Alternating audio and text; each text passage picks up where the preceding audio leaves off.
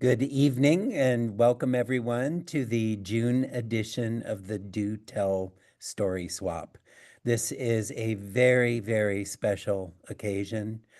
It is this month that we are going to dedicate our swap to our co-founder, Elaine Stanley. This will be a tribute to her life, to her storytelling. And so I am so happy that you could all join us, and I hope many, many people go on to watch the recording of this edition of our story swap. We have some very special people here to celebrate her life and her storytelling. And I am very, very honored to be the host this evening. My name is Brandon Spars. I'm a high school teacher up here in Santa Rosa, which is kind of the base for our swap, but we've gone national and international via Zoom. So I'm glad we have people joining us from all over the country tonight. I just want to say a few words about how this evening is going to proceed. We're going to kick things off with some memories and reflections by our other co-founder, Kenneth Foster, who is very close to Elaine. And after that, we're going to have some stories by Elaine and other memories shared by Beth Wakely, Katie Mangan, and then we will invite people to share a memory or two that they have after our break. And that will be followed by another couple of stories by Elaine, and we'll see where that takes us. So we have a lot of celebrating to do tonight. I just want to begin by saying I wouldn't be here hosting this if it weren't for Elaine. She is really the one who brought me out of my classroom and into a more public storytelling world. I actually didn't really even know it existed, and I had been telling folk tales in my classroom as part of my history classes, along with personal stories from my travels about the places that we study. And it was Elaine who really coached me and coaxed me out of the classroom shell and onto other kinds of stages.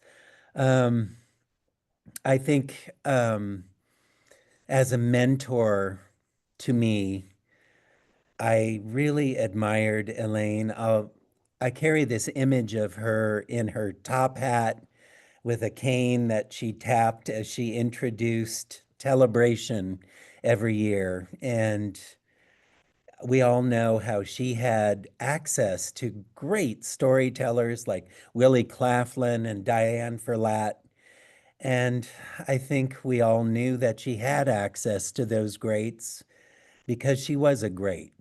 And we're all very, very honored to say that we knew her in our own wonderful ways. And of course, we were exposed to many of her stories. So I'm going to turn things over to our co-founder, Kenneth Foster, who's going to share a few words and memories about Elaine. Kenneth, I'm really glad that you are here. It wouldn't be a tribute to Elaine without you. So thank you for coming, and the virtual stage is yours, sir.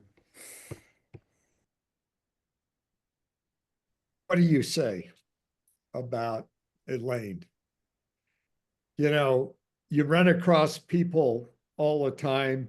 When you first meet them, you think, I'm not going to be friends with that person. They're too pushy, or they're, too loud or whatever. And when I first met Elaine, I thought, no, I'm not going to be a friend. And, but, more than 20 years later, she's a dear friend.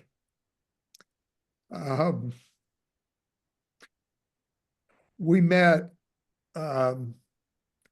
well, I tell everybody we met in 2001, but as I was thinking about it this last week, I think it was late 2000 when we met.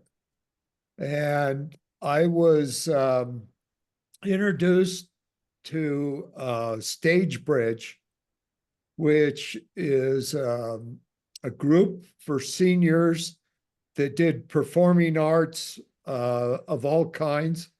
They did stage production, they did music, and of course, storytelling. And part of that was that they had classes. And I walked into the room. I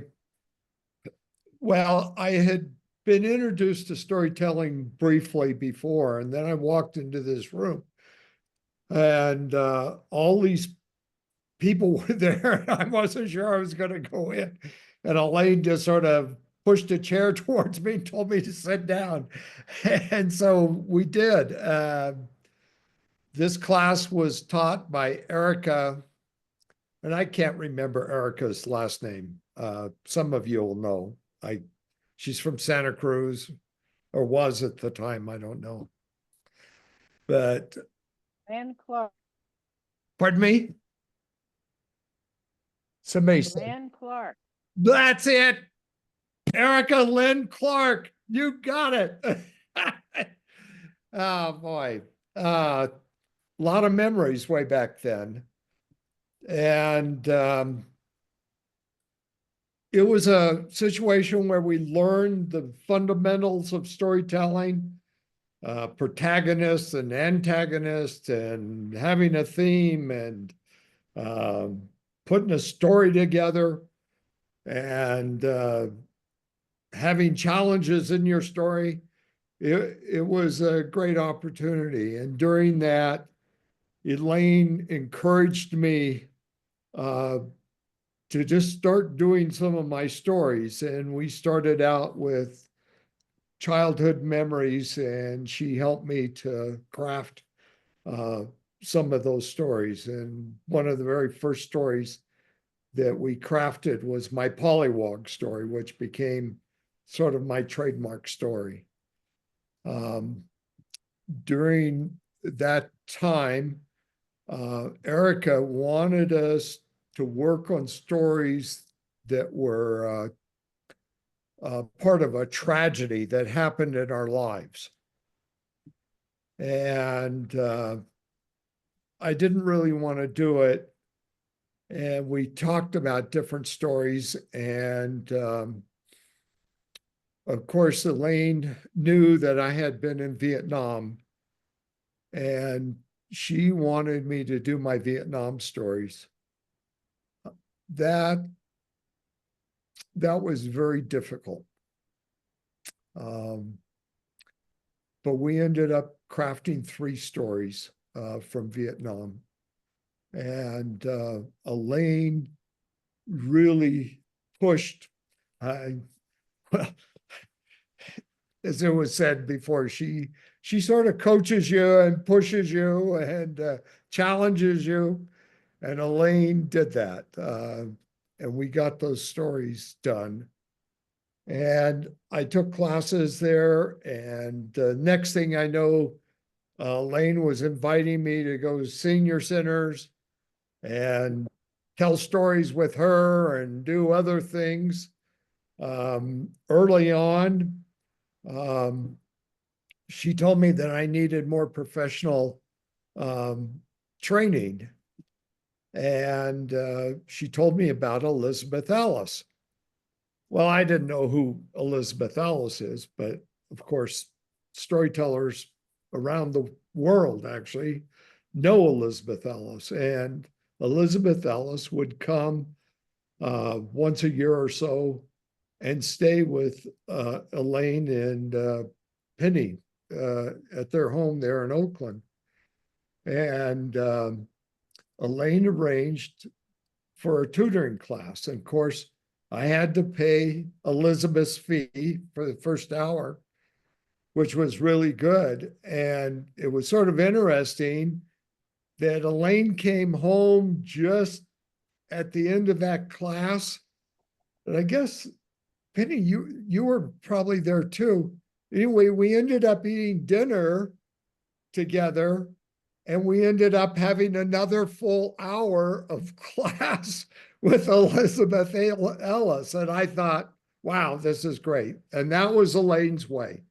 She would make things happen that you would get a benefit from that. And I just always appreciated how she did that, got us going on that. Like I said, we did lots of storytelling together, going different places. Before I leave Stagebridge and talk about it, we're going to classes at Stagebridge almost 3 years. And I think it was 2004, Telebration came along. And Stagebridge was going to have a Telebration in their auditorium. And I don't know how Elaine did it, but Elaine got me on the schedule to tell stories. I'm a brand new storyteller, and she got me on the schedule. And on the schedule was Mary Gay Ducey. Willie Claflin was on the schedule. Martha Sjogren was on the schedule. And there was another person on the schedule I couldn't remember, and I was the last person. And I told my pollywog story. It was the first time that I'd ever been on a stage in that kind of setting. And Elaine arranged that. And the reason I bring this up, there's a part of Elaine that we might not understand all the time. I had invited, of course, my wife, and I invited my mom and my sisters, and they all came. And in the middle of all of what Elaine was doing and going on behind the scenes, I don't know what was going on, because I was brand new to this and I was shaking in my shoes, waiting for my turn to get on. But Elaine freed up her time and came and sat next to my mom. And I just thought, that shows some special character, that she took time out of her busy schedule or whatever was going on. I don't know what was going on, but she sat with my mom. And I always thought that was something special. Well, like I said, we did lots of storytelling. We went lots of different places, and we started doing senior centers, and I don't think we ever did a school together. But I was branching out with Elaine's encouragement to doing schools and doing everything. Actually, the first job I had at a school was for a second grade teacher, and I was paid with cookie dough, a tub of cookie dough. That's how I was paid. That was my first job. Anyway, Elaine and I had gone to the senior center, and they wanted a Western theme. And we didn't know really what we were going to do, but Elaine came up with the idea of doing stagecoach drivers. And there's several female stagecoach drivers. And Elaine gave me the topic of Charlie Parker. And I don't know if you know about Charlie Parker, but she's a fantastic character, smoked a cigar and swore like a drunken sailor, and she could drive a team anywhere. And Elaine came up with a couple other female stagecoach drivers. I can't remember all their names, but one that had a whip. And Elaine would get up and pretend to crack the whip, and as she told the story. And this was another part of Elaine, is she was very animated, if I can say that right, in her storytelling. And she liked to act out parts, and she would pretend to smoke a cigar and crack the whip. And it it was just fantastic being with her and being encouraged to do something new all the time. Of course, many of you know that Elaine was trained at Dominican College in storytelling. So she had a very structured way of crafting a story and telling a story because of that training. And she was always insistent that I craft my stories in that way. Of course, we know Elaine never wrote anything down. She crafted all her stories in her head. She would just repeat them and go over them and whatever, and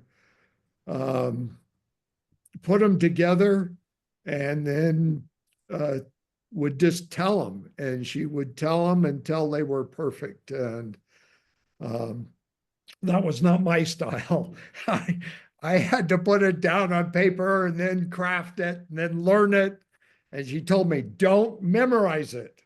Just learn the elements of the story, because every time you tell it, it's going to be different. And that's true.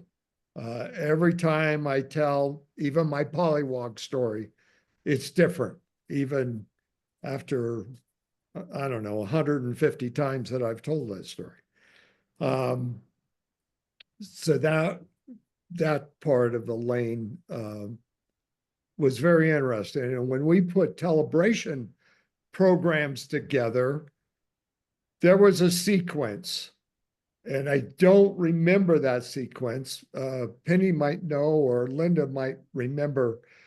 You have to get the audience attention, then you tell a funny story, then you tell a story that makes them set up in their seat, and then you can tell an emotional story to make them cry, and then your last story leaves them wanting something more.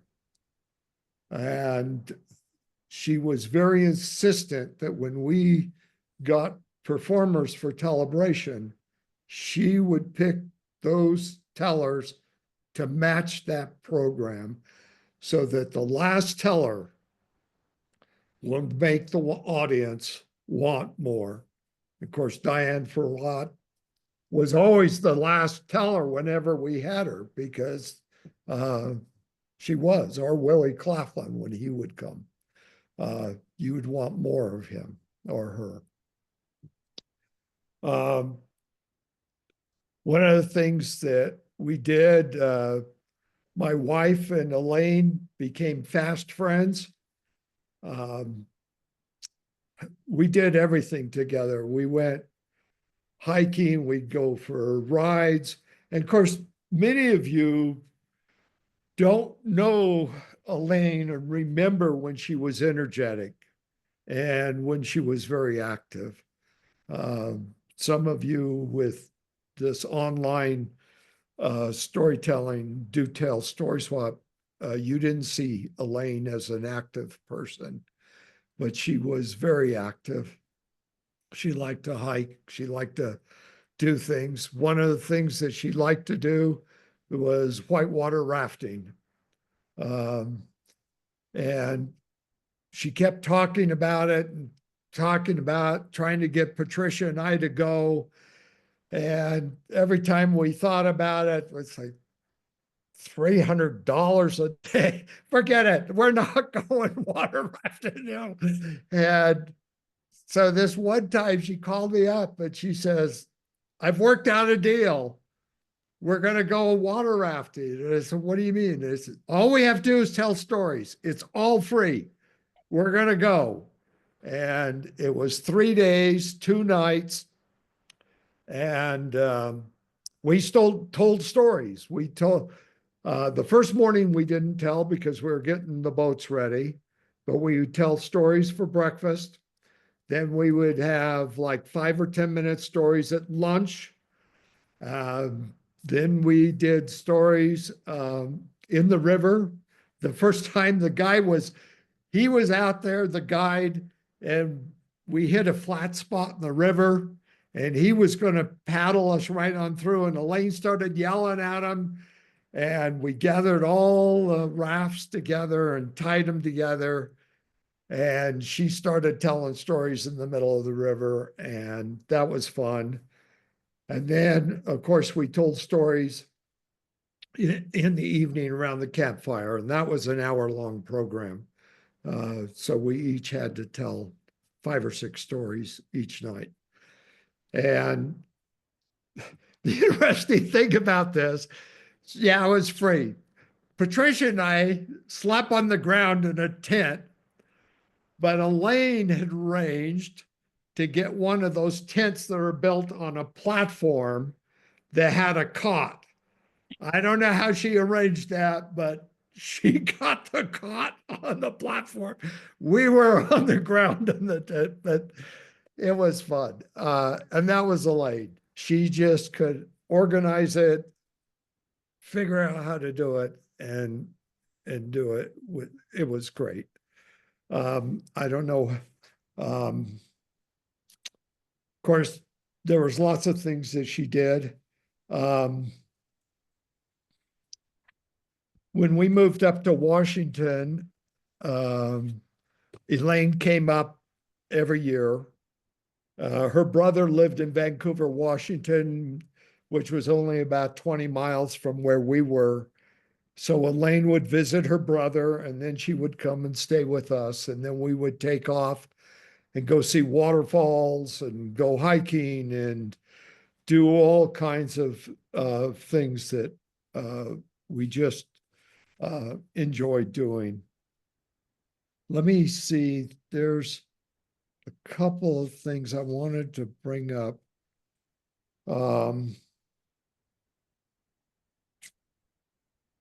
Well, I pretty well covered a lot of stuff.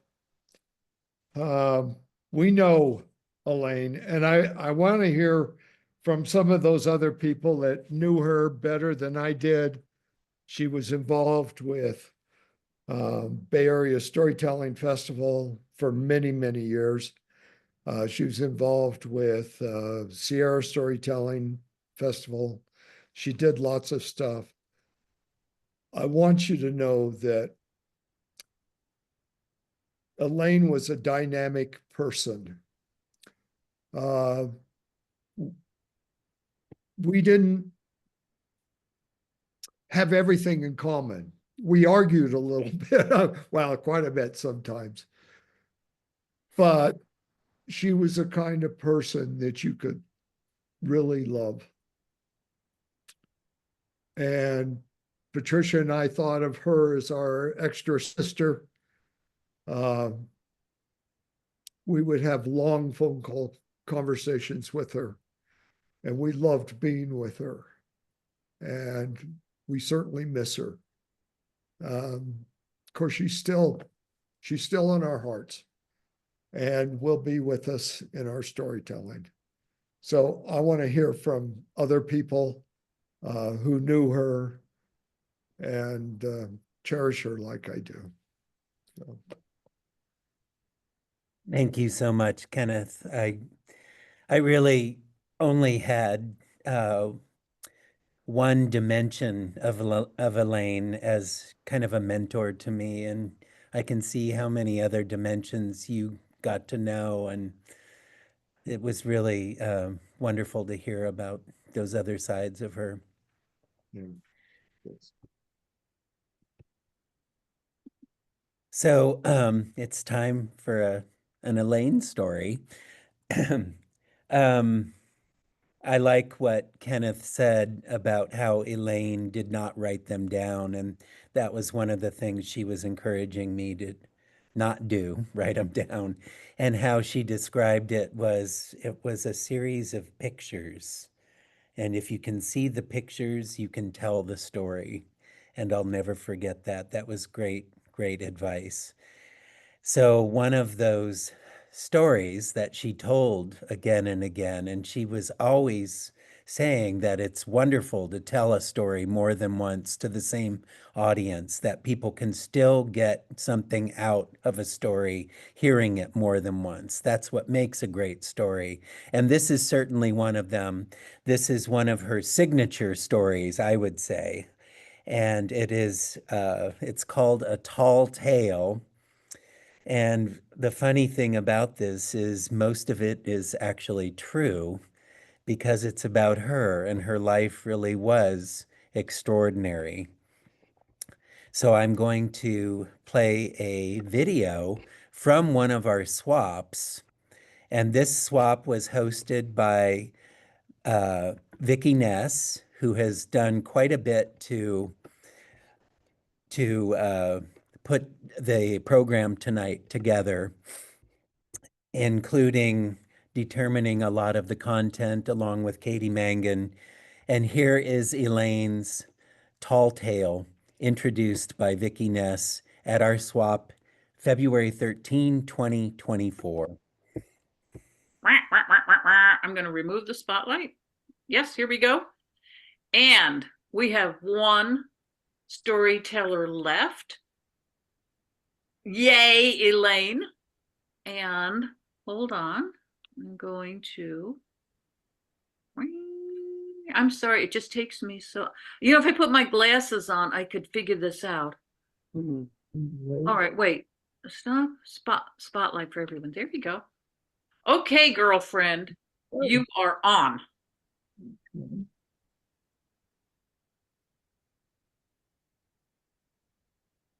You know how if you listen to a lot of storytellers or go to festivals, very often the storyteller will start by saying, now, this is a true story.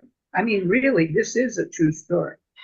And so I need to preface that this is a true story, or at least it's as true as any tall tale I ever heard before. See, I was born in Virginia, and I left when I was 3 months old. Oh, not on my own. It was with the family. As my father was in the Air Force, and I grew up an Air Force brat, moving on average every 2 years. I started school in England, Newmarket, England, about an hour out of London. And I finished school, graduated from high school in Tokyo, Japan, going to an American government high school. And that summer after my graduation, the Air Force sent my father back to his next assignment.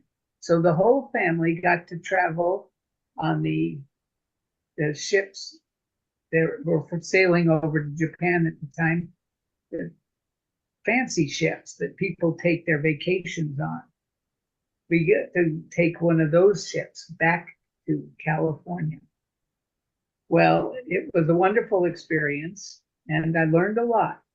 But the most exciting thing that happened to me on that ship trip was that I had my 20th birthday on the day we crossed the international date line, which means I actually had my 20th birthday twice, 2 days in a row, which might make me older, 20 years older than I am right now. Anyway, we got back to California. We came into San Francisco, docked in San Francisco, and his assignment was in Southern California. So we went to the hotel, got our things together, and we were going to be heading south the next day. And I got my father aside and said, I'm not ready to punch a time card or go to college. I want to find myself. And he said, you found yourself. You're standing right in front of me. I can see you. You're fine. And I said, no. I mean, when you meet people, they say, where are you from? I never know if I'm supposed to say I'm from where I was born or I'm from where I just last lived. And he said, mm-hmm. And I said, you know, if I went back to Virginia, I didn't know what my birth state even looked like. I don't remember it being a baby when we moved away. And he said, all right, I tell you what, I'll give you your inheritance now, but don't come to me for money again. You get a job or however else you earn your money, but I will not be giving you more money. We'd love to hear from you. Come home for holidays, but how do you feel about that? I said, well, that'll be terrific. I could then know what my birth state looks like. And then I could say I'm from Virginia. I know what Virginia is. He said, whatever makes you happy, whatever floats your boat. So he gave me a sizable chunk of money. And then my brain went crazy. Just, it was like, oh, what's the cheapest way I can get back to Virginia and still have money to live on? Well, I figured out the Greyhound bus was probably the cheapest way. So I took a Greyhound bus, and it felt like it took 10 years because all it did was start and stop, start and stop. We'd stop to eat. We'd stop to go to the bathroom, even though they had one of those bathrooms in the back of the bus. And people changed, and I was still on the bus. Pretty soon, I didn't recognize anybody else on the bus because they continually changed. And we finally got to Virginia.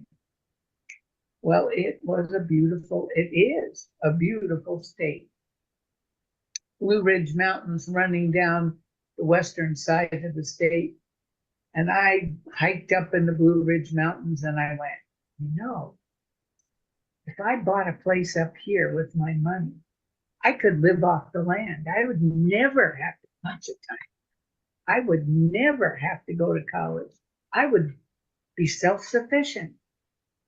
And so I went into town and I looked for a realtor who would not laugh me out of the office. And I found a woman who was very seriously going to help me find a place I could afford to buy. So we went up in the mountains, and since she had a car, we were really covering more ground than I could hiking. And we found a cabin. Oh, it was old and it looked like it would keep the rain out. It did keep most of the rain out when it rained, but it was perfect. It was a stone fireplace. I just went, oh, this is it. This is perfect. It was little, but I could live there, no sweat. So I bought the house, the cabin, and I went into town and I bought supplies I would need for hunting, supplies I would need for fishing, and supplies I would need for gardening. I found somebody who would drive me and all my supplies out to the cabin. Got settled, and then first I decided, got to start the garden. Well, gardening is not easy work. In fact, it's pretty hard work. And when you don't know what you're doing, the animals are eating more out of the garden than you are. In fact, I got very little food out of the garden at all until I learned you have to put wire down to keep them from coming up and eating the roots. You have to wire off the fence so the deer and their bigger animals don't come in and eat the leafy growing things. It took me a good year and a half to grow a decent garden that I was actually bringing in food from the garden that I could eat. I was working on my fishing skills and my hunting skills because I'd never done any of that before. And it probably took me 2 years to really learn how to fish so that I knew at the time of the year or time of the day where the fish were running and what bait was the best for catching certain types of fish. But freshwater fish are pretty good. And I could get a freezer full once I knew where the fish were running. And it took me 2.5 years to really learn how to hunt so that when I went out, I would catch something that I could bring home for meat on the table. And life was going along pretty good after a few years. And it was still hard work, but it was done when I wanted to do it, as long as I wasn't too lazy about it. Well, one fall morning, beautiful fall morning, I realized I hadn't had any meat on the table for a while. So I grabbed my gun from the stone fireplace where it hung and I threw it over my shoulder and I swung open the front door and walked down the trail. It was gorgeous. The sun was shining through the changing colored leaves, yellow, red, orange, like sun through a cathedral window. And I was humming to myself because it was so beautiful and so delightful. And you can't hunt when you're making noise humming. So when I realized that I was walking, hiking miles, I went, time to hunt. So I stopped humming, stopped singing, and started walking down the path, so stealth-like you could not hear a leaf or twig crack beneath my big old hunkin' hiking boots. I was moving like the wind. I was one with the woods. It was amazing. I looked to my right and I saw a deer with a rack of antlers like I'd never seen before. It was a 26-point rack. It was amazing. I don't know how the deer even could hold his head up off the ground. It was so beautiful. Just as I pulled my gun up and I took a bead on that deer, I heard a sound off to my right. I looked through the woods and there come a black bear. Oh, I looked at the bear and the deer and the deer and the bear, and it didn't seem right to leave either one. So I pulled a knife out of my hunting belt and I threw it at an elm tree right between the two. I took aim at that knife blade and I shot. Bam! That bullet hit the blade and split right in two, one half killing the deer and the other half killing the bear. Oh, I couldn't believe my luck. I was so ecstatic. I went running over to check my deer when I tripped over a turtle and fell head first into the creek. I came up sputtering and spitting water, and I looked over and the turtle was on his back, and it's a good thing because turtle soup in the fall is so good. So I started to get out of the creek. Well, it took me a good 20 to 30 minutes to get out of the creek because my boots were so full of trout. And I started packing up and tying up and gathering up everything I had caught. And, you know, it weren't a bad day's catch for only having one bullet left.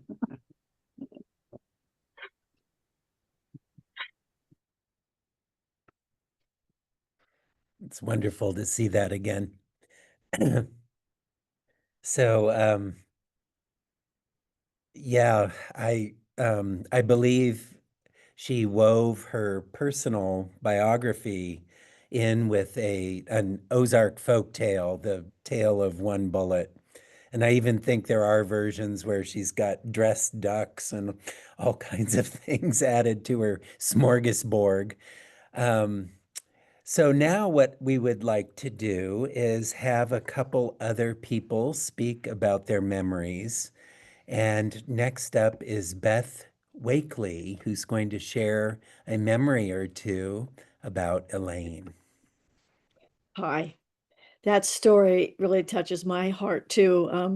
When she shared that, I've heard the very expanded version as well, and I found that part of that story in a book from Yosemite, and shared that when I was backpacking. So my segue is that story will live forever, and it will always be Elaine's. I knew Elaine a little later. We volunteered at the Bay Area Storytelling Festival. I've been going for years and years and years, and I'm a little timid about storytelling in front of adults. I'm a you know, a teacher and a preschool teacher and then a special ed teacher. And my stories with them were safe and fun, and it was delightful.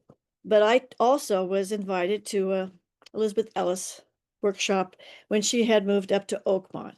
And when she was in Oakmont, she wasn't quite as vigorous as when she was in the Bay Area. So I had missed that part of Elaine. But we drove together.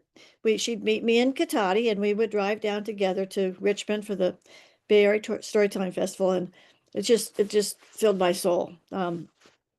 Somehow, when the stories do tell story swap started here, I wasn't able to be a regular, and I really miss that, and I'm sorry about that.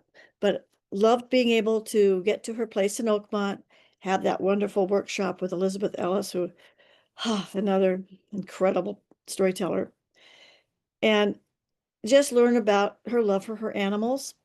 And then that horrendous fire came up, and everybody had to evacuate out of Oakmont. So she stayed with me, and we were able. That was that year that in Petaluma, the Petaluma Hotel was open to people who were being evacuated. So there was also the renewal of the Bay Area. Oh, it was the North Bay Storytelling Festival, which was put on by Dave and Juliet, and they do the wonderful story slams still in Petaluma.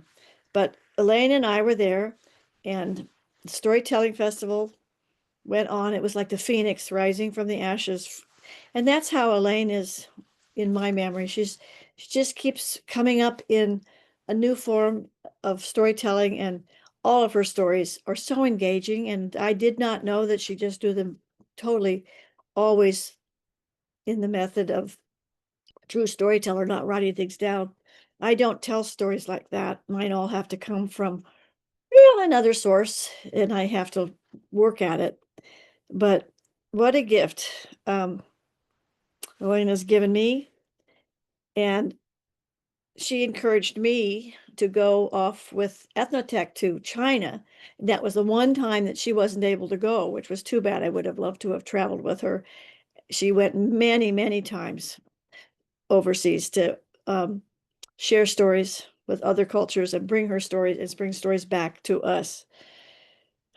I don't have a lot more to say. I think she speaks for herself. There's nothing I can add except she will always be in my heart as well. And I cherished our times in the car together and learned a little bit about, how much she loved being in performance, especially when she was on Roosevelt's ship in Oakland, and just the fascinating history she had with her life and her business, and just how much she embraced everybody. So Elaine, we love you. Thank you. Thank you for bringing storytelling back here, because many, many years ago, I think it was Mary Gay Ducey who opened to me my eyes. I had never heard about storytelling either, except through reading stories. And with Elaine as a pivot, just a pivot in my life on how to just embrace humanity through stories. So enjoy her stories tonight. Thank you. Thank you, Brandon. Thank you, Beth. I like the point you made about her being pivotal in your life. I think she was in mine too. And I'll bet everyone in this Zoom room can probably say the same thing, that she was pivotal in something about our storytelling and our love of stories. I appreciate what you said. And following Beth, we have our own dear Katie Mangan, who's going to share some memories as well.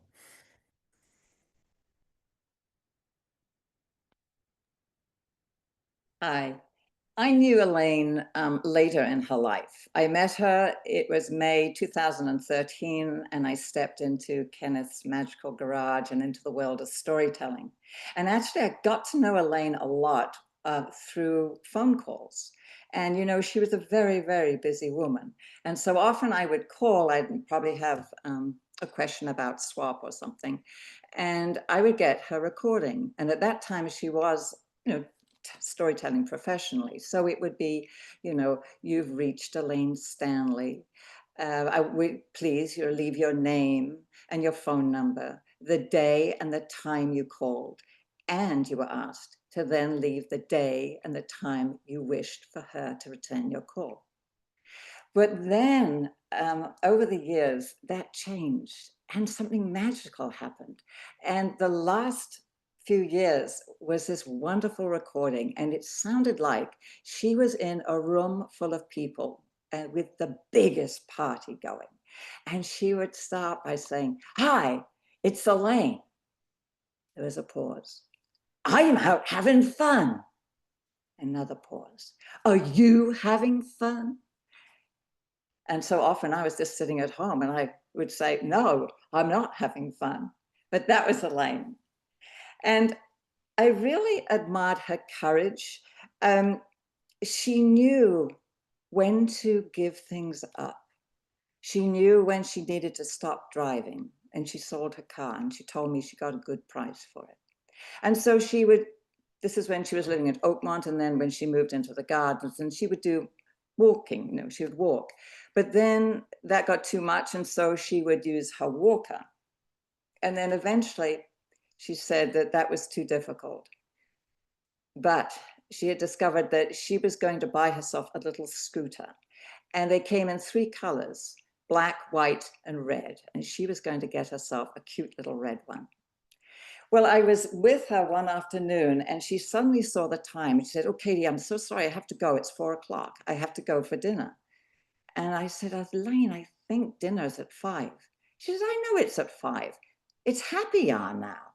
And so off she gets on her scooter and scooters off to her friends. And she told me too that she took the early dinner because it gave her enough time to go back to her apartment when she had a dog, feed the dog, and then race back to get a good seat to watch the movie that night. And when last summer there was the Olympics, there were teams, you know, of people in Oakmont, and they had their own Olympic Games. And she was very proud. She said, my country was Japan. And I said, "Well, what did you win?" She said, she laughed. She said, "Oh, we didn't win anything." She said, "But we had such fun. We had T-shirts made up." And I just thought, you know, she just gets the best out of life.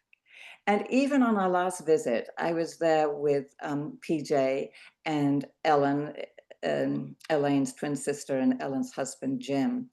And, you know, we talked, and there was the didgeridoo, and somebody handed it to her, and she could get a few squawks out of it, even then. And this was mid-April. And I was just so impressed. And then she told us the story of the green monster, and maybe you've all heard it, but I hadn't. And it's about when she was young, and there was a very strict family rule that you had to be at the dinner table at 6 o'clock. And if you weren't, and you came in later, then you were sent to your room without any dinner. And I think probably this happened to Elaine more than once. And she thought, this is terrible. You know, I'm going to bed without any food. And so she decided to take some food up into her room and hide it somewhere. And she checked on it sometime later to discover that the food had disappeared and it was covered in green mold. But she thought it was a green monster. And so she was so upset. And her parents found it and they thought it was very funny. But when she had finished telling this story, she became quite quiet and then had this sort of faraway look. And she said, "You know, that rule to be back home for dinner at 6 o'clock. I mean, at 6 o'clock, you were still out playing with your friends. You were having such a great time. You didn't have time to look at your watch to see if it was dinner or not." And I thought, that's Elaine. Even that young age, she was getting the best out of life. She had this zest and this joy for life. And that never left her. And she had courage. And I think that's what most I admire about her. She never lost her courage. She was gracious, she was grateful, and she was full of grace. Thank you, Elaine.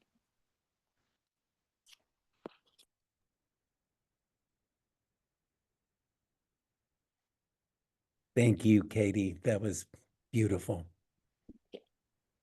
She really was willing to entertain the adventures in life.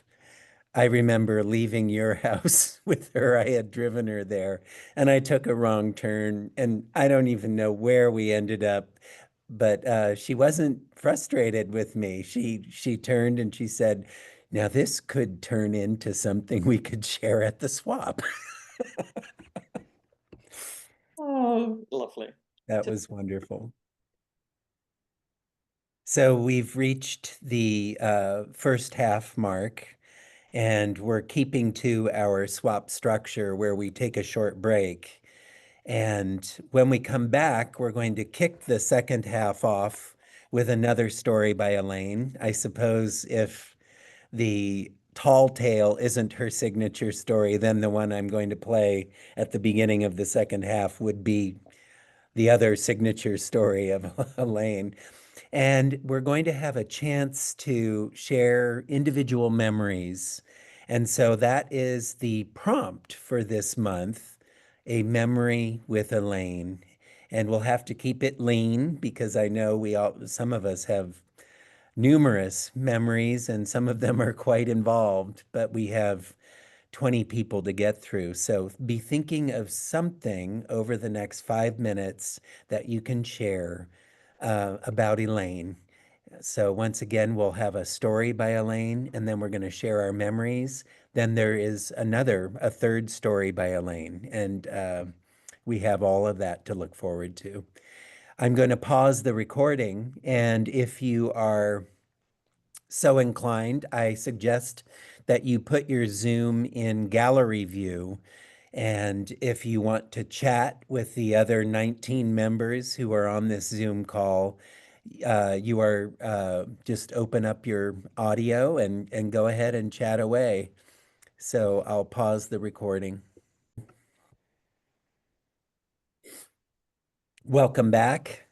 And we have the second half of our tribute to Elaine Stanley. And we're going to start this off with another Elaine story. I think it'd be fun to argue about which of these two stories, the one you're about to hear or the one I just played earlier, is her greatest story. They're both great. This one, the quality is really good, and that's because, if I'm not mistaken, it was John Christian, who is here on this call, who recorded this. And he is quite an accomplished videographer. And like all good videographers and journalists, he recognized that he was in the presence of a living treasure. And he invited Elaine to tell a story, and he had all of his wonderful recording equipment. And so let's enjoy this story by Elaine Stanley.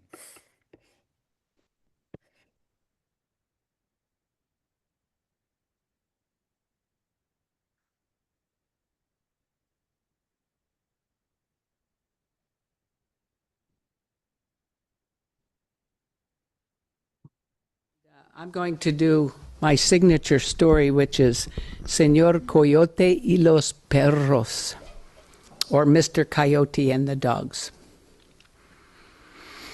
Señor Coyote lived in a big, beautiful valley with two large mountain ranges. One morning he awoke, he walked out and went, what a beautiful day. What should I do with this day? I don't know. I have to think. And at that, Señor Coyote started off walking. Oh, he was walking along, enjoying this beautiful day. Sun was shining, the sky was blue, little puffy white clouds, and the air smelled so sweet. And Coyote is walking along, goes, oh, what should I do? Oh, I know. I chased those rabbits. I love rabbits. Oh, no, I have to think some more. So he kept on walking. As he walked further, he went, I know. I can catch those little fishies. I love fishies. Oh, no, I have to think some more. And he kept walking. Before he'd known it, he'd walked quite far, when out from behind a big rock jumped two big, bad dogs. Boo! Woo! Coyote leaped into the air and started running back in the direction he'd come from.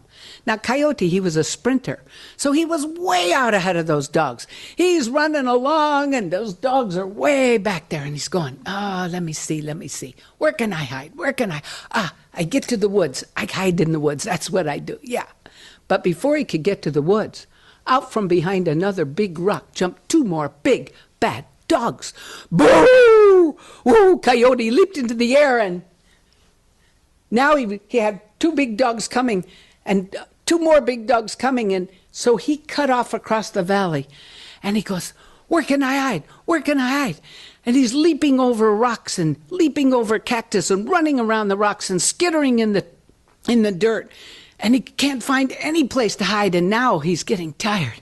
And he can hear those dogs getting closer and closer, and he could hardly catch his breath. But he kept leaping over the cactus and running around the rocks, and now he could hear the dogs arguing over who was going to catch him first. I'm going to get him. No, I'm going to get him. Oh, I'm going to get him. No, I'll get him first. And he just kept grabbing the earth and pulling as hard as he could. Just then he looked halfway up the mountainside. He saw a little black circle.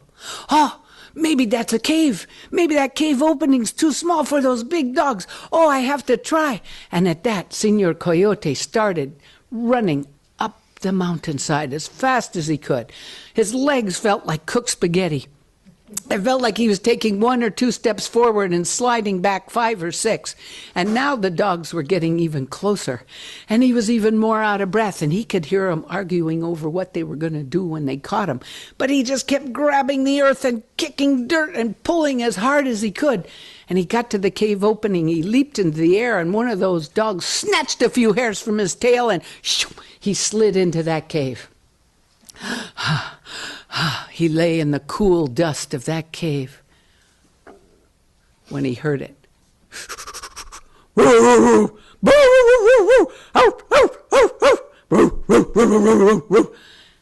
Meant that cave opening was too small for those big dogs. Coyote stood up, started to dust himself off, and went, I'm so good. I get away from these dogs. Oh, it is so good. And he looked around, and he was in a big, beautiful cave. And he felt like bragging. But there was nobody there to brag to. So he decided, well, maybe he could just brag to various parts of his body. Hey, patas, paws, what did you do to save us from these dogs? And his paws, they answered. Yeah, they did. They said, oh, what did we do? Well, we grabbed the earth really hard and we pulled fast. We kicked dirt in those dogs' faces. And we ran very fast and got you to this cave safe. Oh, yes, bueno. We are so good. And at that, he started to dance. He went, orejas, ears, what did you do to save us from these dogs? And his ears said, what did we do? Well, we listened to the right, we listened to the left, we hear how far these dogs are behind you. We say, patas, ándale, ándale, hurry up so you could get to this cave safe. Oh, yes, muy bueno. We are so good. And he danced some more. He said, ojos, eyes, what did you do to save us from these dogs? And his eyes said, what did we do? Well, we stayed very wide open in those big clouds of dust so you could see where you are going.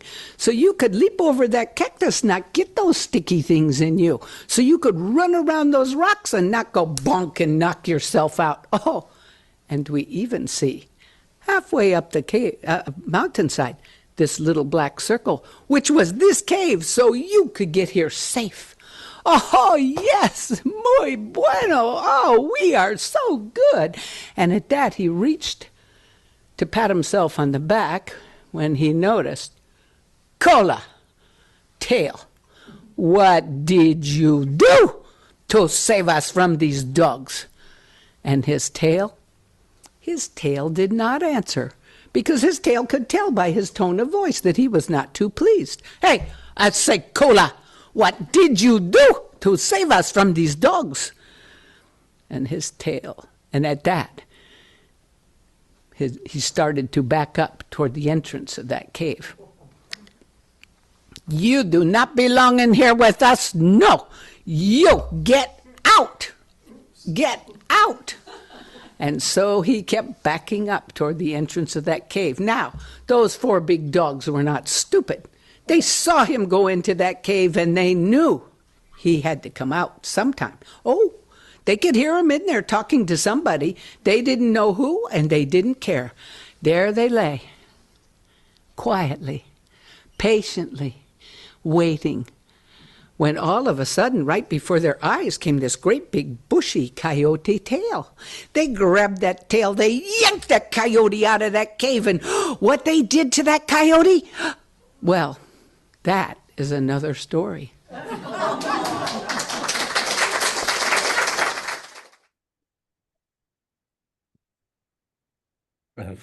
Isn't that wonderful? I was lucky to see that. I think that was the first story I ever saw Elaine tell. And it was at our swap in the church on Humboldt Street in the refectory next to the church. I'll never forget that.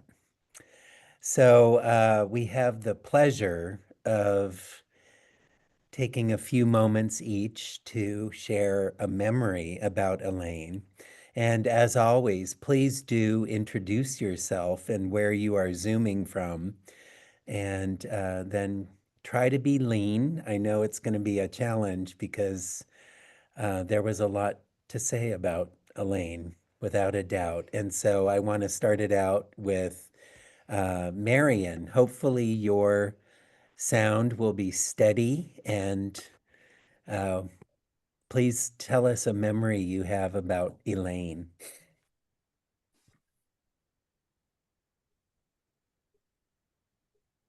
You and just report to me if it doesn't record very well. So I'm Marion Ferranti, head of the Delta Word Weavers for 30 odd years. And I went to my celebration because I got celebration going here in Antioch. And Elaine was in 2004 with Sally, Tim's here, me, Kate Frankel in that year. And unfortunately, I didn't write the stories that they told those years, but she was very willing to give of herself and participate in other events.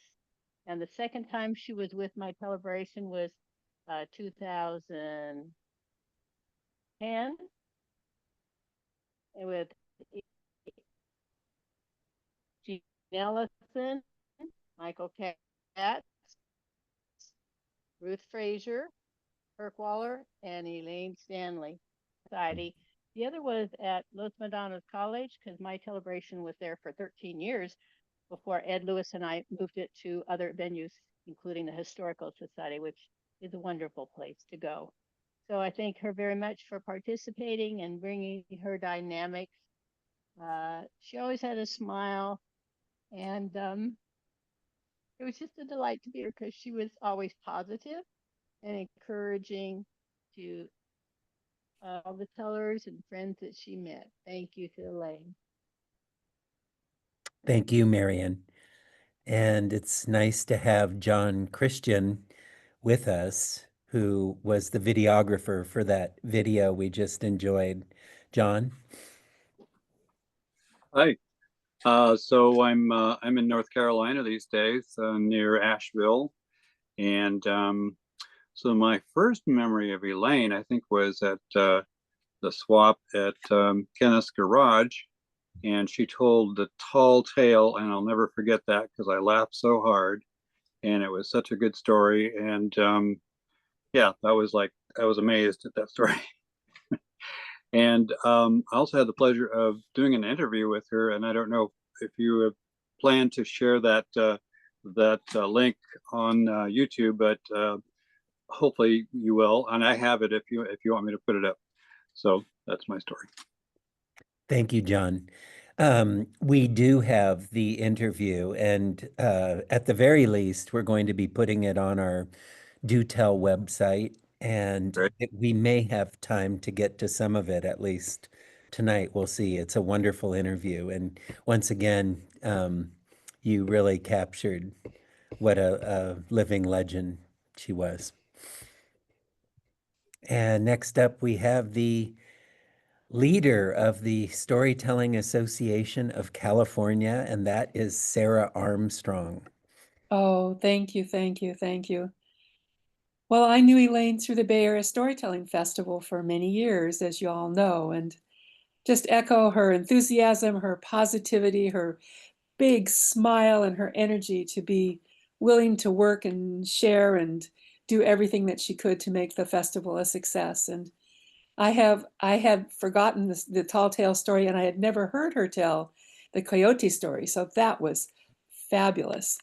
And I just so appreciate you all putting this together and allowing us to be part of this celebration of a very special person. So thank you. Thank you, Sarah. That was really nice. And we have one of our steady members, Genevieve.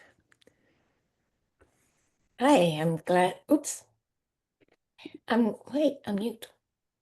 I'm glad to be back. And the funny thing is that people cross your life, and sometimes you don't realize who they are, what connections they have.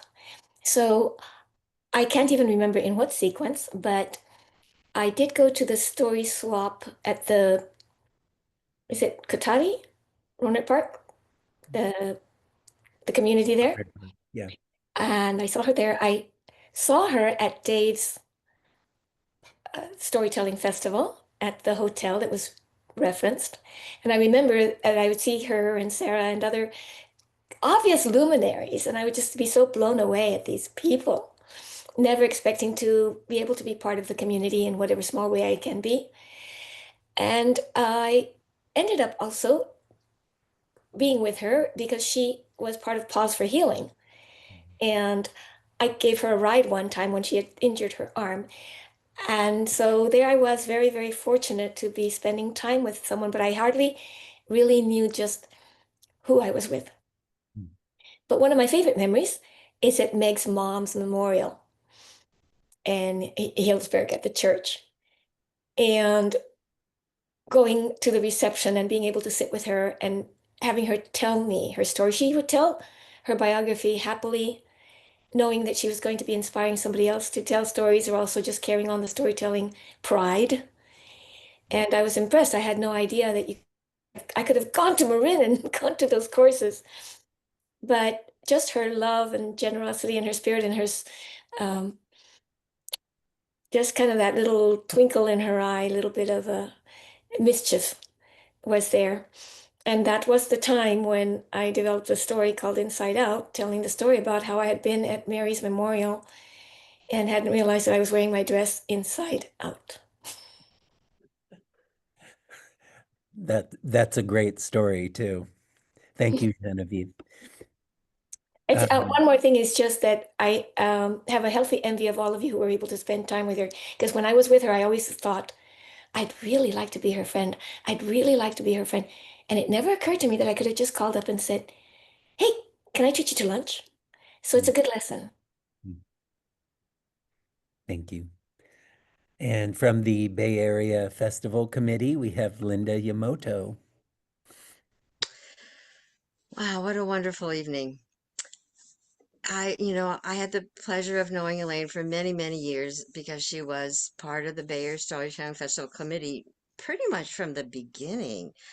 And thinking back, I think it was her idea when we first started doing the quilt that we would raffle off. And because I remember she kind of took charge of the earliest of those quilts. And later on, it went to some other people, Martha and Elizabeth Overmeyer, and Pam Brown that took charge of it. But I think at the very beginning, that was her idea. She was such a delight to be around, and I got to go on one of the ethnotech trips to China. I think it was her second time there because when we went to the storytelling village where we would share stories in the different households with the villagers, everybody recognized her and they would come up and they would hug her. They were so happy to see her. It was just so cute to see. So that's one of my favorite memories of knowing Elaine, getting to share that experience. Thank you, Linda. I had no idea about the quilt being her brainchild. And we are delighted to have a dear friend of Elaine, PJ. Hi, everybody. It's wonderful to see so many wonderful storytellers. And like I said during the break, some of you I know and most of you I don't. But I knew Elaine a long time before any of you. We were partners. We were together a little over 20 years. And her storytelling journey started on a boat cruise to Alaska. And it was a small trip. It was an educational trip. And they asked for a talent night, and said, everybody think about something, you all have to do a talent night. We're going, oh my God, what is this going to be? And Elaine said, well, the only thing I know is I memorized a poem a long time ago, and someone in her family knew this poem, and she said it's called The Face on the Barroom Floor. And it's quite long, and it's about a person who finds love and loses it, of course. And so I said, well, see if you can bring it up, So be darned if her memory didn't bring up that poem that she probably hadn't said in 5 years, 6 years. And so she gave her story, and everyone thought it was wonderful. And this one woman came up to her afterwards and she said, I saw that face on the barroom floor. It's in Colorado and it really exists. And they got talking. And she said, shook her finger and she said, you should be a storyteller. And Elaine said, well, okay. And she said, what's a storyteller? Because we didn't know. And we got back to the Bay Area, and oh my goodness, there was Gay Ducey, there was Kate Frankel, there was Linda, there were all these people. Elaine started taking classes and she was off. That was just the story about Coyote. I read to her once. It was a lot shorter. I read it to her once and she said, I've got it. And she did. She did not like to read. So I would read lots of stories and I'd say, I really like this one. She goes, no, that's your story. Read me another one. Read me another one. And she knew in a minute if it was a story that resonated with her. And so I'm just so happy she had such a wonderful storytelling family up here. Thank you. We were lucky too, PJ. It was really nice to hear how it all began. Thank you.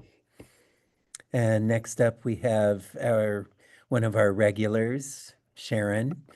And it's always interesting to find out where Sharon is zooming from.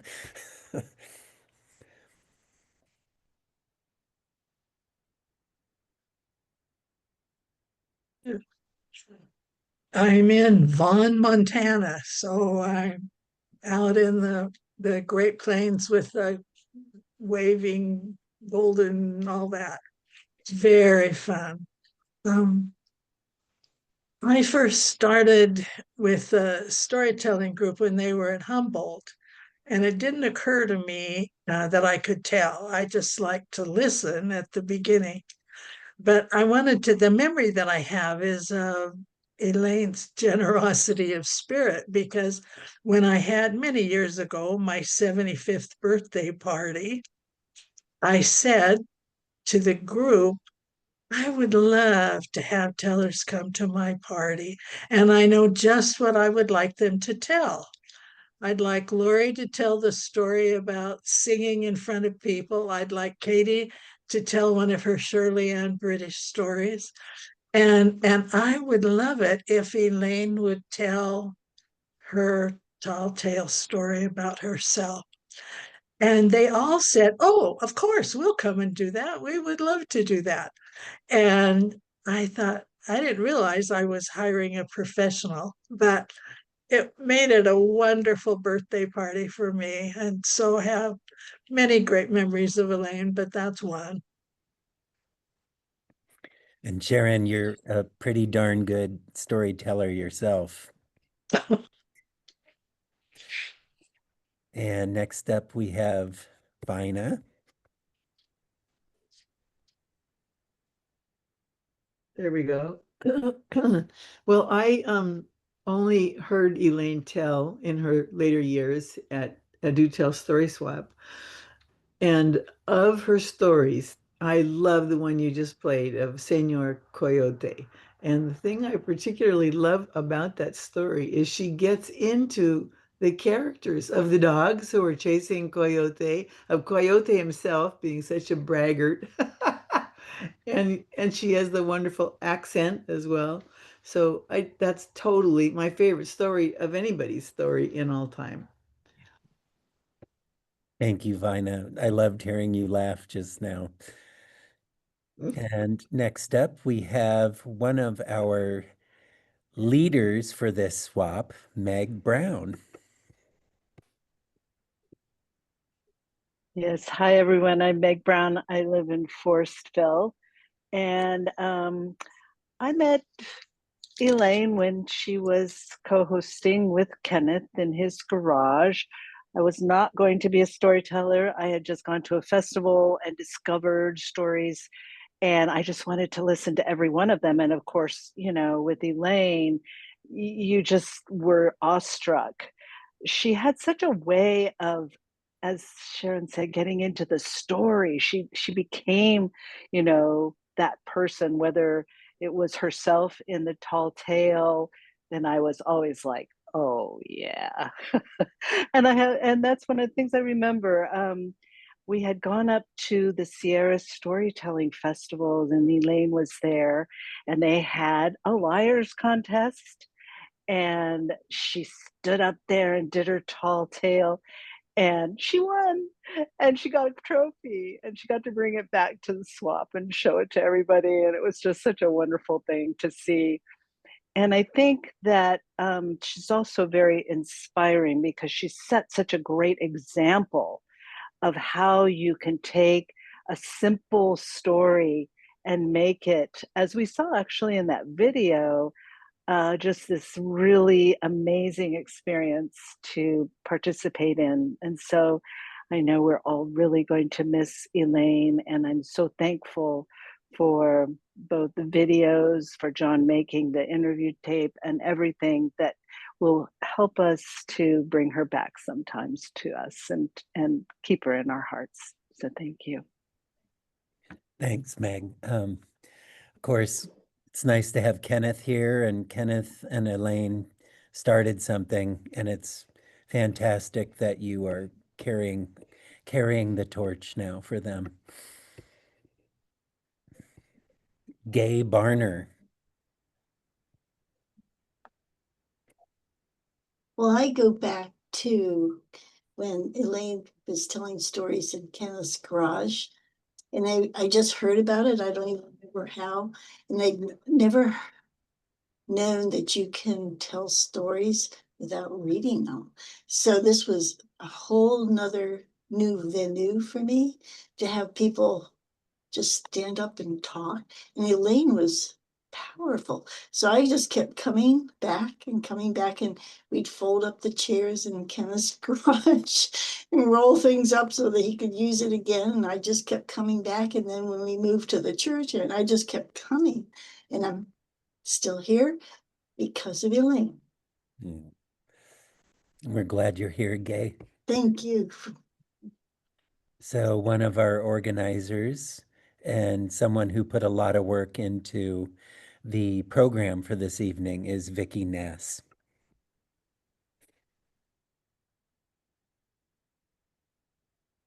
Hi, I'm Vicki Ness, and I live in Sebastopol, California. And I only met Elaine online through after COVID, a couple of years on our Do Tell online. But something that I loved about her was that I love telling stories. I really enjoy telling stories.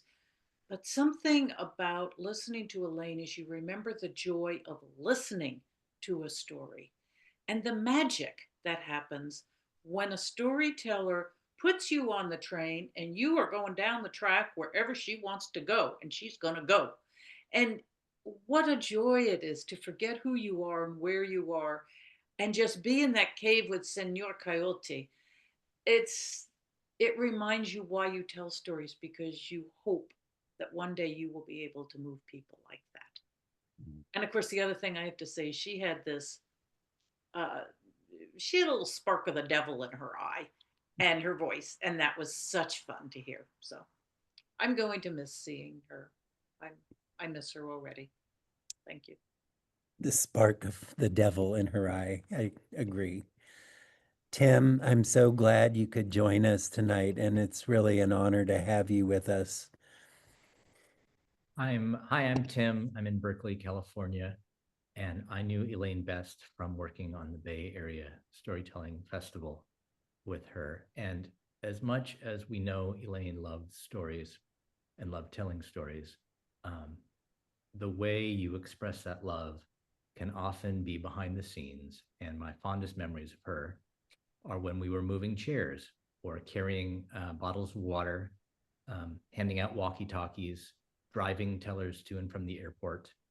And we had a joke there was a crew of us who would, Linda Yamamoto gave us walkie-talkies and it went right to our heads. And we thought we like owned the place at Kennedy Grove. Elaine was part of that crew, and we thought of her as the muscle in the stage crew, because not because she was doing the heavy lifting, but she took on the job of guarding the tents that we rented. We would rent these enormous tents to set up in the park, and one year they got graffitied, and so we vowed from that year on we had to keep a 24-hour watch on them. And so Elaine showed up with her RV and would spend the nights guarding the tents. And I don't know if she ever had to battle off coyotes or graffiti artists, but we always joked that she was keeping our festival safe. Tim, was that in Richmond, or where was the park? Kennedy Grove at one of the East Bay regional parks in El Sobrante. Oh, El Sobrante. Thank you. And we have another one of our Do Tell regulars, Deb.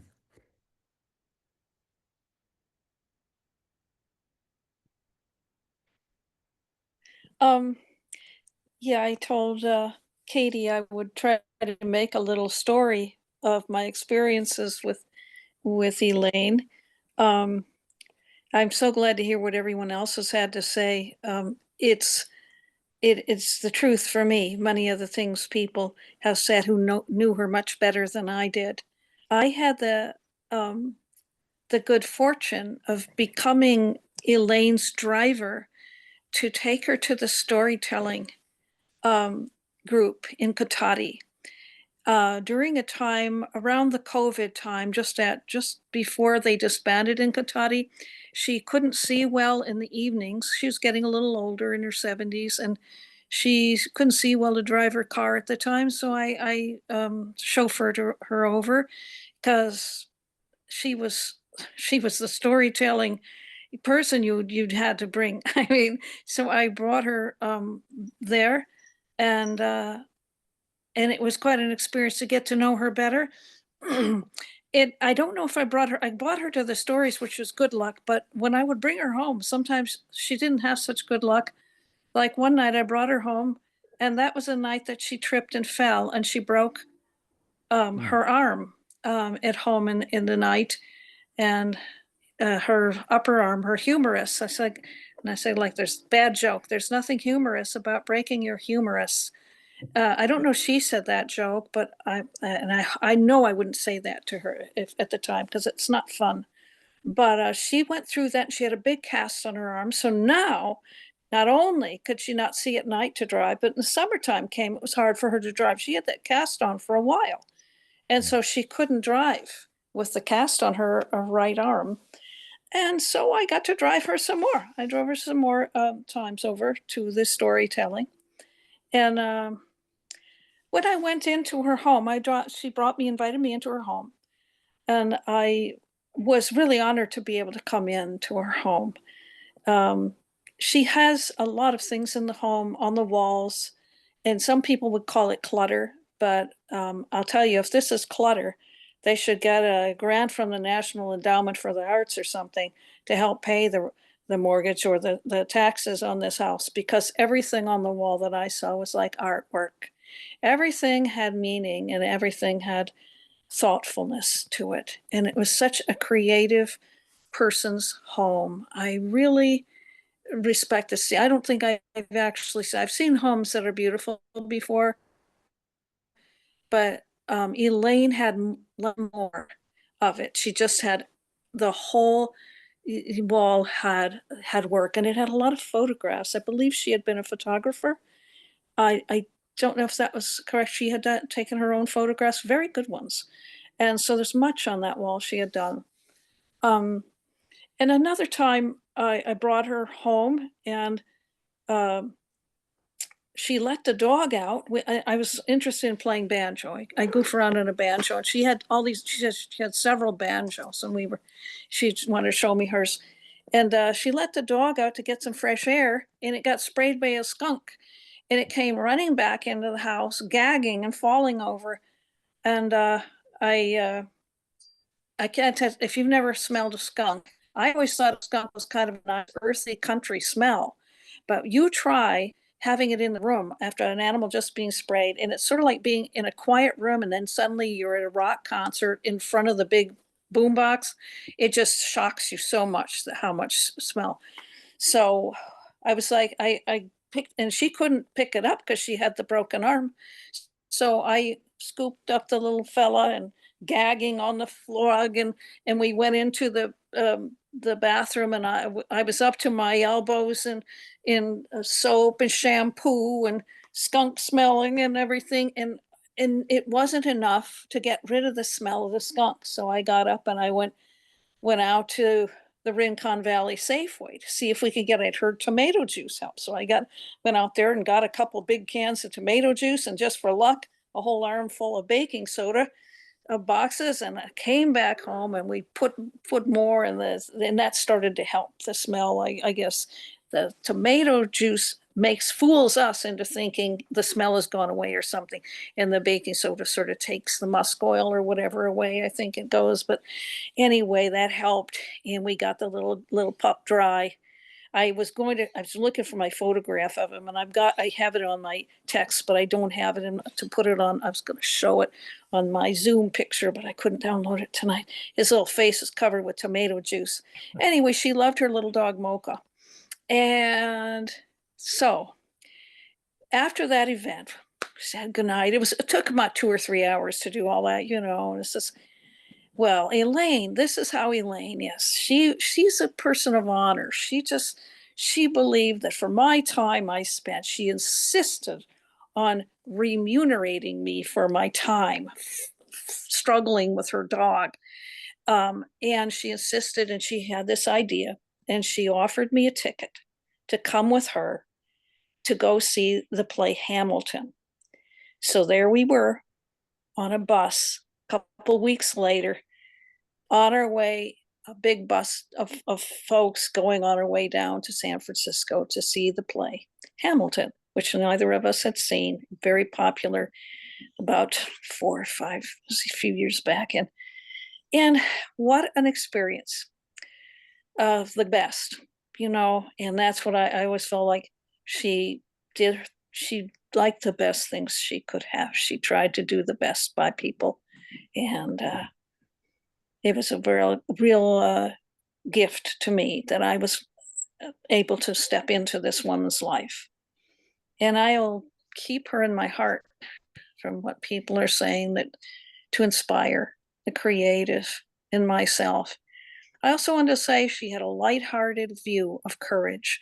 And I talked to her a little bit sometimes. I was telling her I was having a hard time with someone, and one of my relatives' kids wasn't calling me back. She said, "Why don't you just call him? Just call him. Don't worry about it." And she's very lighthearted. And I thought that's a good attitude to take. And I see when people share, when Ken is talking about how she encouraged him and pushed him, I feel like that's the way she always was. She was real positive person. And thanks for honoring her tonight and asking me to speak. Thank you, Deb.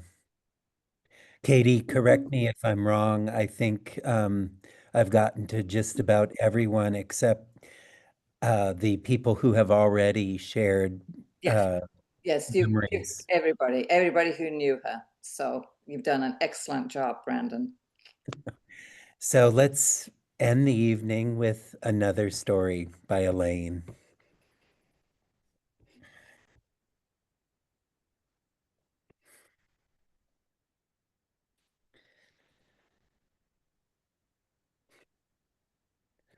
So this is from the Do Tell Swap, August 9, 2022.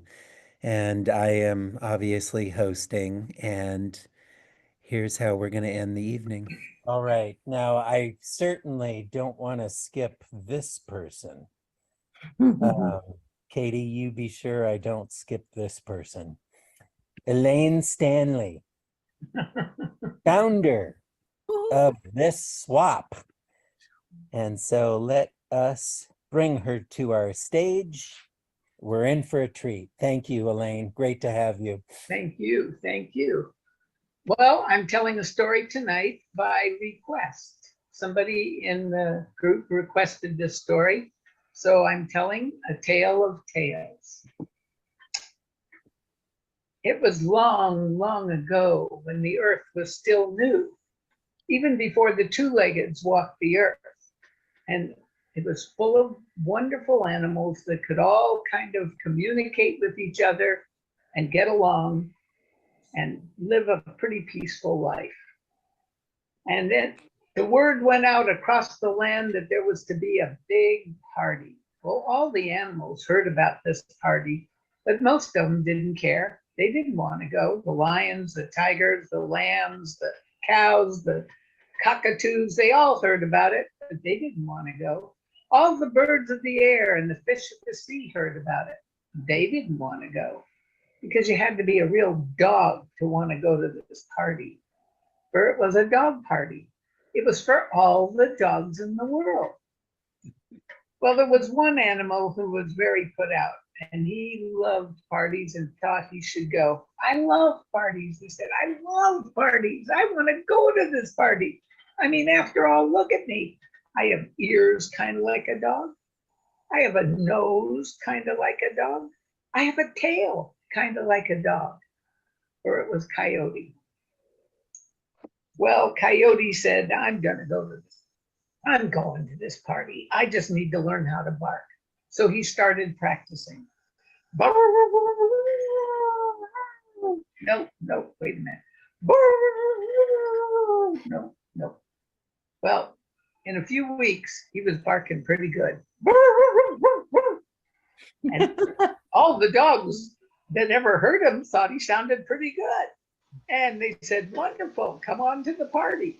Well, Coyote started running down to where the party was supposed to happen. And out there in front were all those big hot dogs standing around that were running the party.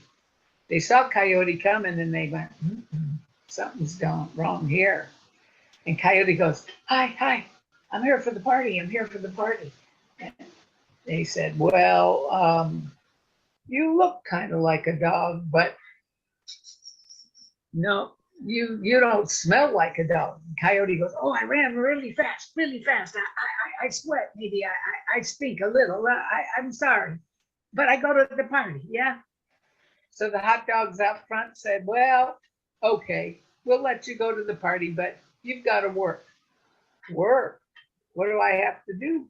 They said, well, you've got to be in the coat room and take all those coats. Coat room? He goes, oh, yeah. With all the dogs in the world coming to this party, there's not enough room for all those coats and tails wagging this way and that. Oh, no. Everybody's got to take their coats off, check them at the door. Coyote says, but I still get to go to the party. Yes, you go to the party. So Coyote goes into the coat room, and pretty soon those dogs start coming. And for hours, those dogs came from over hill and down dale. They came in. There were the skinny dogs, the fat dogs, the furry dogs, the hairless dogs, the hairy dogs. They were every color, size, shape, and cut that you had ever seen of a dog. And there's Coyote taking all their coats and hanging them up in a coat room that was probably, oh, bigger than 15 football fields with poles with hangers on them. And he was hanging coats as fast as he could, and the dogs were going into the next room. Well, pretty soon there were no more dogs coming in, and Coyote was standing alone in a room full of coats. And he was very upset because all those dogs were in the next room having a wonderful party. Oh, they were eating and drinking and laughing and singing and dancing. And Coyote goes, "This is no fun. I'm not having any fun." When somebody came out with a plate of food for him, brought him some drink and some food, and he still sat at a little table by himself, taking a drink, chomping a few goodies here and there, thinking, what am I gonna do? This is no fun at all. Just then he leaned over and his paw slid down one of those coats and the tail came off in his hand. "Huh, look at that," says Coyote. And he reached over and he took a tug at a few other tails and a few tugs at a few other tails, and all those tails came off those coats. And Coyote goes, "Well, isn't this fun?" And he started pulling tails off all the coats around him and tucked them up under his left arm and danced to the music across the coat room to a bunch of coats. And there he pulled all those tails off those coats, put them under his right arm, took the tails under his left arm, put them on those coats. And the rest of the night was spent dancing and singing around the coat room as he changed every tail on every coat. And then it got late, and those dogs were doggone tired, and they came and got their coats at the coat room and walked off into the night. And when the last dog had left, Coyote turned out the lights, walked out the door, and went, "I can't wait for tomorrow." Well, tomorrow came, and those dogs awoke. They stretched and they kind of moved around, and they know they didn't feel quite right. They just didn't feel quite themselves. And so it has been from that day, long, long ago, to this very day. When dogs meet on the street, they have to sniff each other's tails to see if that dog might have their tail. They do. I'm gonna miss it. That's right. I forgot. She certainly touched each and every one of us. I think each and every one of us are proud to have known her. Each and every one of us considers ourselves lucky to have shared an intimate swap with her or a meal. She was a living legend. And the thing about legends is they live on. Ladies and gentlemen, Elaine Stanley. I want to thank Katie Mangan and Vicki Ness and Meg Brown and Beth Wakely for putting together the program tonight. And it was a special treat to have Kenneth Foster join us, of course. We have had a remarkable evening, and I know we will have many more, and she will be with us every time we begin to tell a story. I'll end the recording now.